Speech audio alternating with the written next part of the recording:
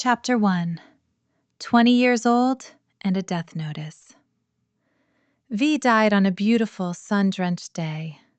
She smiled at her mother on that final morning, saying she felt like having some mung bean porridge.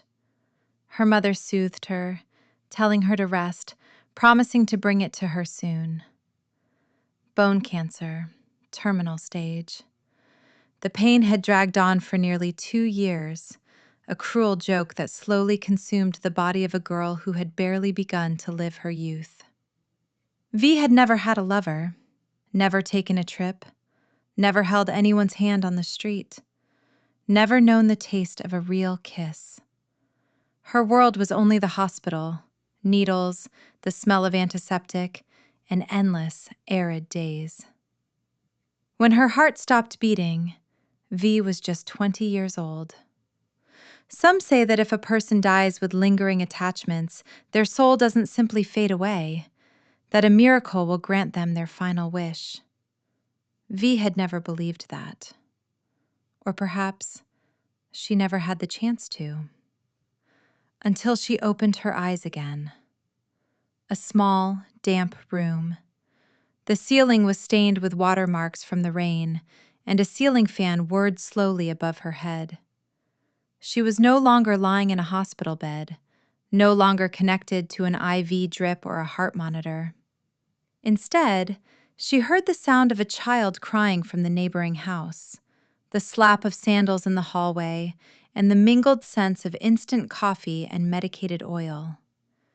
V sat up, but her body, it was no longer her own. Her hands were wrinkled, her fingertips calloused, and her hair was streaked with silver.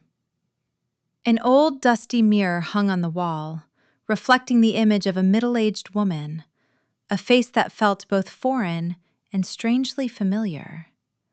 V was no longer 20. She was now a woman in her late 40s, a new neighbor who had just moved into room 205 on the second floor of Collective Housing Complex number 13. And across the hallway, in the apartment opposite hers, another story was beginning to unfold.